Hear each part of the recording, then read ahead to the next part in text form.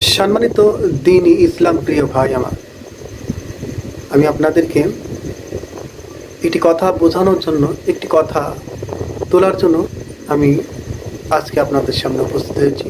সেটা হলো যে আজকে দেখুন, আমাদের ম্যাক্সিমাম জেনারেশনের মধ্যে এই জিনিসগুলি প্রচলিত হয়ে গেছে। আমরা আসলে মুসলমান জাতি।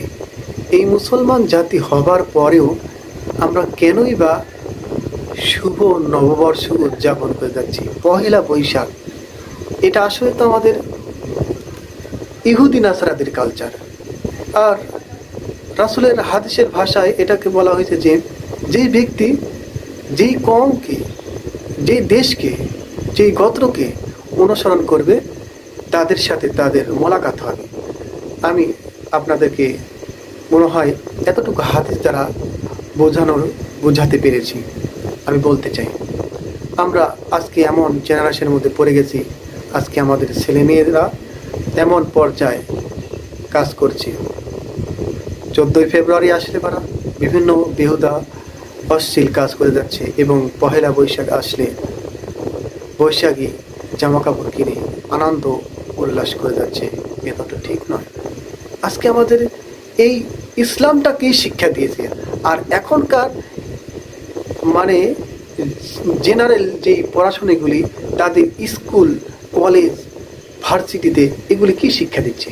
আসলে কি এগুলি শিক্ষা থেকে আমাদের সঠিক শিক্ষা জ্ঞান আমরা সঠিকভাবে করতে পারতেছি না। আজকে দেখুন, মাদ্রাসা পড়ুয়া যারা মাদ্রাসায় পড়াশোনা করায়, মাদ্রাসার শিক্ষা অঙ্গনগুলি, এগুলি কিন্তু কৃষ্টি কালচার নাই, করবেও না তারা। আর primary, high school, varsity, college, বিভিন্ন দেখবেন শিক্ষা প্রতিষ্ঠানে তারা এগুলি উদযাপন করে যাচ্ছে।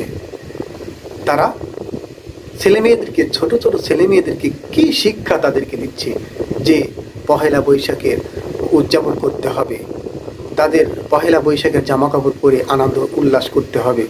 কি এটাতে কি বোঝাচ্ছে তারা, আমার কি শিক্ষা দিচ্ছে? এই শিক্ষা অঙ্গন থেকে আমরা চাই আপনারা প্রত্যেকটি মানুষকেই আল্লাহ পাক রব্বুল আলামিন আপনাদের বিবেক বুদ্ধি দিয়েছে, আপনাদের ছেলে মেয়েদেরকে সঠিক শিক্ষায় শিক্ষিত করে তুলুন। নচেত আপনারা এমন এক পর্যায়ে চলে যাবেন, এই সন্তান দ্বারা আপনাদের এক সময় আল্লাহ তাআলার কাছে নাজাতের উসিলা হয়ে দাঁড়াবে, নয়তোবা এর কারণে আপনাকে জাহান্নামের আগুনে পুড়তে হবে। আমি আপনাকে বলবো, জাহান্নামের আগুন থেকে বাঁচার জন্য আপনাদের ছেলে মেয়েদেরকে ইসলামিক